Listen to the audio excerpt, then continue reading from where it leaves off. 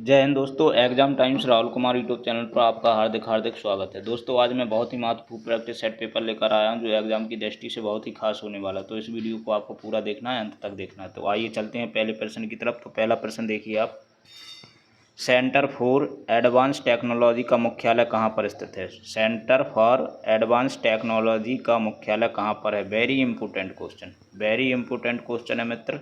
तो इसका right answer हो जाएगा आपका option number C, Indore. Indore इसका right answer, option number C right answer. दोस्तों अगर यह वीडियो आपको पसंद आए तो लाइक शेयर कमेंट करें, यूट्यूब चैनल को सब्सक्राइब जरूर कर लें। चलिए अगला प्रश्न है, निम्नलिखित में से किसे द्वितीय सदन कहा जाता है? लोकसभा को, राज्यसभा को, मंत्रिसभा को? तो इसका राइट आंसर हो जाएगा आपका ऑप्शन नंबर सी, राज्यसभा। राज्यसभा को द्वितीय सदन कहा जाता है। ठीक है, चलिए कई एग्जाम में पूछा हुआ प्रश्न देखिए, वेरी इंपॉर्टेंट प्रश्न है, वेरी इंपॉर्टेंट। ठीक है, याद कर लीजिए, कई एग्जामों में पूछा जाता है और गलत करके आ जाते हैं। ठीक है, चलिए इसका पढ़िए पहले क्या है। भारत के महान्यायवादी अधिकतम किस उम्र सीमा तक अपने पद पर रह सकते हैं? तो इसका राइट आंसर हो जाएगा दोस्तों ऑप्शन नंबर बी, 65 वर्ष तक। चलिए अगला प्रश्न है दोस्तों, डुरंड रेखा निम्नलिखित में से किस देशों की सीमाओं को सीमांकन करती है? तो इसका राइट आंसर हो जाएगा दोस्तों ऑप्शन नंबर डी, पाकिस्तान और अफगानिस्तान को अलग करती है डुरंड रेखा। ठीक है, और भारत और पाकिस्तान को कौन सी करती है? Red Cliff, red Cliff. ठीक है, तो इसको आपको ध्यान में रखना है। चलिए अगला प्रश्न है, संयुक्त राष्ट्र संघ के सुरक्षा परिषद में कितने स्थायी सदस्य हैं? तो इसका राइट आंसर हो जाएगा ऑप्शन नंबर सी, 5 ही सदस्य हैं स्थायी। ठीक है, चलिए अगला प्रश्न देख लो दोस्तों, निम्न में से किस जगह जी का मान सर्वाधिक होता है? माउंट एवरेस्ट की चोटी पर, ठीक है, और ऑप्शन देखिए क्या है, कुतुब मीनार की चोटी पर, विषुवत रेखा पर, या अंटार्कटिका में किसी स्थान पर? तो इसका दोस्तों राइट आंसर हो जाएगा आपका option number C, option number C नहीं, ऑप्शन नंबर डी हो जाएगा दोस्तों, अंटार्कटिका में किसी स्थान पर, अंटार्कटिका में किसी भी स्थान पर जी का मान अधिकतम होगा। चलिए अगला प्रश्न है, सोडा वाटर क्या है? सोडा वाटर क्या है? एक निलंबन, एक क्लोराइड, एक परिक्षेपण, या एक विलयन? तो इसका राइट आंसर हो जाएगा दोस्तों ऑप्शन नंबर डी, एक विलयन। चलिए अगला प्रश्न है, 25 डिग्री सेल्सियस पर उदासीन विलयन का पीएच मान कितना? तो इसका ऑप्शन नंबर हो जाएगा सी दोस्तों, 7। चलिए अगला प्रश्न है, आवर्त सारणी में निम्न में से किसकी शून्य इलेक्ट्रॉन बंधुता एफिनिटी है? Radium, nitrogen, oxygen, रेडन? तो इसका राइट आंसर हो जाएगा प्यारे दोस्तों, इसका राइट आंसर हो जाएगा ऑप्शन नंबर डी, रेडन। ठीक है, रेडन इसका राइट आंसर हो जाएगा। आप भी हमारे साथ लगाइए और कमेंट में बताइए कितने सही निकलते। बहुत ही महत्वपूर्ण प्रैक्टिस सेट पेपर है, इसलिए आप इसको पूरा देखना है, इस वीडियो को पूरा देखना है, अंत तक देखना, तभी आपको समझ में आए किस प्रकार के प्रश्न पूछे जाते हैं। ये सभी प्रीवियस ईयर में पूछे गए पेपर हैं कहीं ना कहीं। ठीक है, रेलवे में जो एनटीपीसी की तैयारी कर रहे हैं उनके लिए तो यह वीडियो बहुत ही खास होने वाला है। चलिए देखिए अगला प्रश्न है, दक्षिण भारत में चालुक्य वंश की स्थापना किसने की? हरिहर, परांतक, बुक्का, पुलकेशन फर्स्ट? ठीक है, तो इसका राइट आंसर हो जाएगा दोस्तों option number D, Pulakeshin first.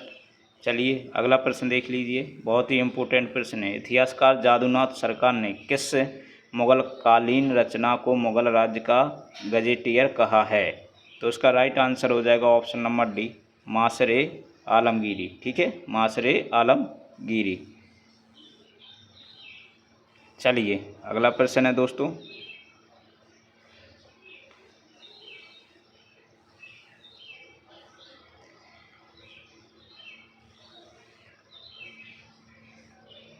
अगला प्रश्न देखिए,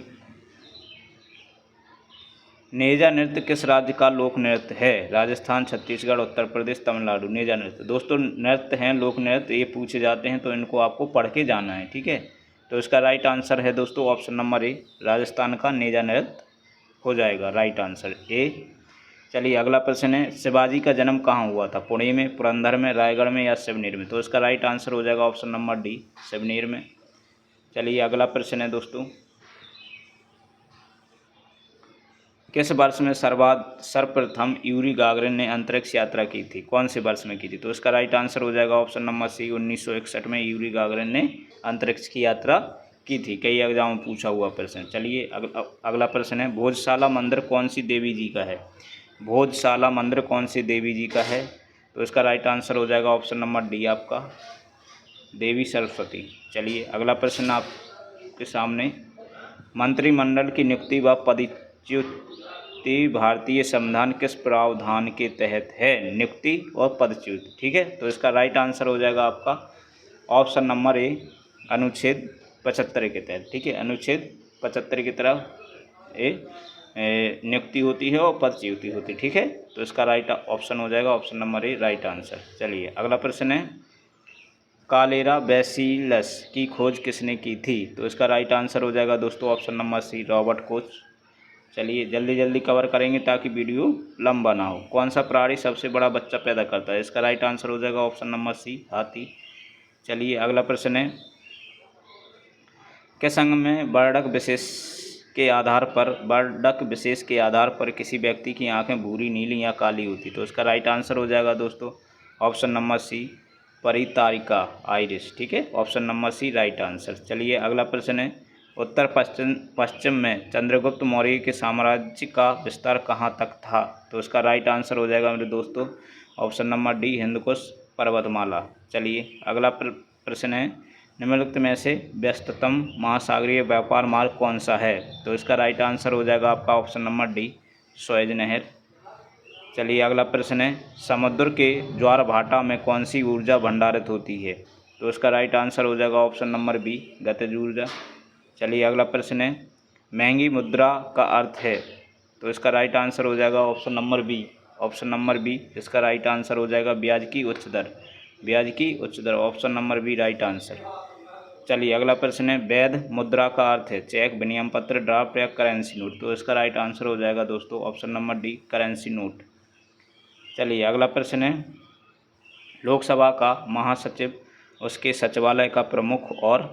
तो इसका राइट आंसर हो जाएगा ऑप्शन नंबर बी, संसद के दोनों सदनों द्वारा चुना जाता है, ठीक है।